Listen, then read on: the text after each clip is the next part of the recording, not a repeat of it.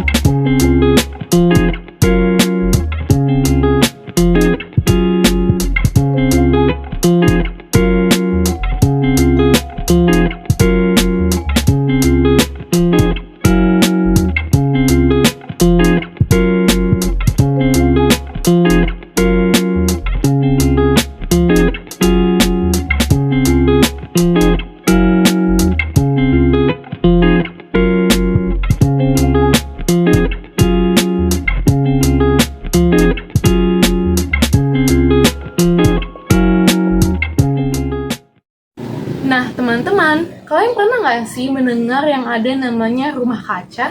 Nah, rumah kaca ini memiliki syarat-syarat khusus nih untuk dapat dibangun, dan strukturnya ini udah ditentukan sendiri dari sananya. Nah, salah satunya yaitu pemanas. Pemanas ini sangat dibutuhkan oleh rumah kaca karena pemanas dapat membantu pertumbuhan tanaman menjadi lebih baik dan juga keberlanjutan dalam bidang pertanian.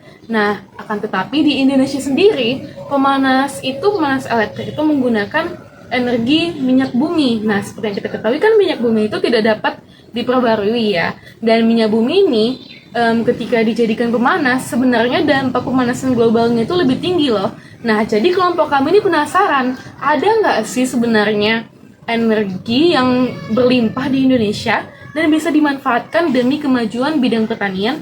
Nah, jawabannya yaitu geothermal. Nah, geothermal ini adalah panas bumi.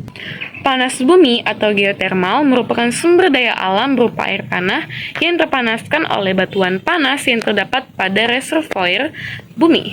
Panas bumi yang dihasilkan berupa air panas, uap panas, ataupun kombinasi dari keduanya.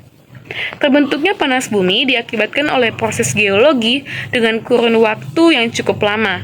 Panas bumi yang terdapat di permukaan bumi dapat dimanfaatkan oleh manusia seperti pemandian air panas dan sebagai energi alternatif. Pemanfaatan energi panas bumi memiliki banyak kelebihan, antara lain yaitu bersifat ramah lingkungan, mengurangi bahaya efek rumah kaca yang menyebabkan pemanasan global. Potensi panas bumi yang terdapat di Indonesia mencapai sekitar 28 GWE atau dengan jumlah sebaran lokasi sekitar 265 titik dan menempatkan sebagai salah satu negara dengan potensi panas bumi yang melimpah. Potensi panas bumi di Indonesia terbagi menjadi berbagai tipe sistem panas bumi berdasarkan dengan tatanan geologinya. Di sini saya akan menjelaskan mengenai proyek yang akan kami buat. Jadi, proyek pemanas rumah kaca ini memanfaatkan energi panas bumi untuk menyediakan panas bagi rumah kaca. Nah, adapun tujuan dari panas ini yaitu untuk menciptakan kondisi pertumbuhan yang optimal bagi tumbuhan. Nah, selanjutnya adapun beberapa penjelasan yang mendalam mengenai langkah-langkah proyeknya. Nah, yang pertama yaitu sumber panas bumi. Energi panas bumi berasal dari dalam bumi yang relatif stabil di bawah permukaan. Dalam proyek pemanas rumah kaca, panas ini dimanfaatkan baik melalui penggunaan langsung air panas bumi ataupun melalui pompa panas bumi. Pemanasan panas bumi langsung. Di daerah yang memiliki akses ke air panas atau uap panas bumi, sistem pemanas rumah kaca dapat secara langsung memanfaatkan panas ini. Air atau uap panas bumi dipompa dari waduk bawah tanah dan disirkulasikan melalui jaringan pipa yang dipasang di bawah atau di dalam tanah rumah kaca. Hal ini memberikan panas yang terpancar ke tanaman dan tanah, mempertahankan suhu pertumbuhan yang optimal bahkan di iklim dingin. Di lokasi di mana akses langsung ke sumber daya panas bumi terbatas, pompa panas bumi atau GHP dapat digunakan. Sistem ini memanfaatkan suhu yang relatif konstan di bawah permukaan bumi untuk memanaskan dan mendinginkan bangunan secara efisien, termasuk rumah kaca. GHP mengedarkan fluida atau biasanya air atau campuran air dan anti beku melalui lingkaran pipa yang terkubur di bawah tanah. Dalam mode pemanasan, fluida menyerap panas dari tanah dan memindahkannya ke rumah kaca melalui penukar panas, memberikan kehangatan pada tanaman dan udara. Nah, berikut adalah manfaatnya. Pertama, pemanasan rumah kaca dengan energi panas bumi menawarkan beberapa manfaat, yaitu pertumbuhan sepanjang tahun. Pemanasan panas bumi memungkinkan budidaya tanaman sepanjang tahun, memperpanjang musim tanam, dan meningkatkan produksi secara keseluruhan. Efisiensi energi. Sistem pemanas panas bumi sangat efisien, memanfaatkan sumber energi terbarukan untuk menghasilkan panas dengan dampak lingkungan yang minimal. Nah, selanjutnya adalah penghematan biaya. Meskipun biaya pemasangan awal mungkin lebih tinggi daripada sistem pemanas konvensional, pemanasan panas bumi dapat menghasilkan penghematan biaya jangka panjang yang signifikan karena berkurangnya konsumsi energi dan biaya operasi yang lebih rendah. Dengan mengurangi ketergantungan pada bahan bakar fosil, proyek pemanas rumah kaca berkontribusi pada kelestarian lingkungan dan membantu mengurangi perubahan iklim.